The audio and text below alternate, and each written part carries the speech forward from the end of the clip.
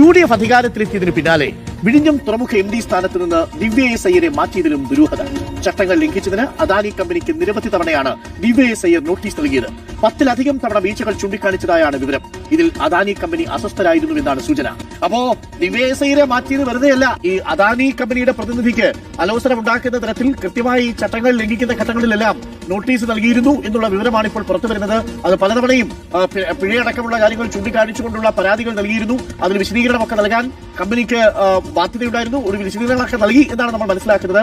അപ്പോൾ തങ്ങൾക്ക് അലോസരം ഉണ്ടാക്കുന്ന ദിവ്യ അവിടെ പോർട്ടിന്റെ MD ആയിട്ട് ഇരിക്കുന്നതിനോട് അദാനി ഗ്രൂപ്പിന് താല്പര്യമില്ലായിരുന്നു എന്ന് വേണം മനസ്സിലാക്കാൻ. ദിവ്യ എസ് അയ്യർ അവിടെ ഉണ്ടെങ്കിൽ ഈ പറയുന്ന, അതായത് ഇപ്പോൾ വിവാദമായ ഒരു വിഷയം, ആ വിഷയം ഒരുപക്ഷെ മറ്റു തലത്തിലേക്ക് പോകുമായിരുന്നു എന്ന് അദാനി കമ്പനി കരുതി കാണണം. നേരത്തെ ചട്ടലംഘനം ഉണ്ടായപ്പോഴെല്ലാം പല തവണകളായി നോട്ടീസ് നൽകിയിരുന്നു. അത്തരം നോട്ടീസ് കൊടുക്കുന്നത് അദാനി കമ്പനിക്ക് ഒരു എതിർപ്പുള്ളതായി, ദിവ്യ എസ് അയ്യരോട് എതിർപ്പുള്ളതായി നേരത്തെ തന്നെ വിവരങ്ങളും ഉണ്ടായിരുന്നു.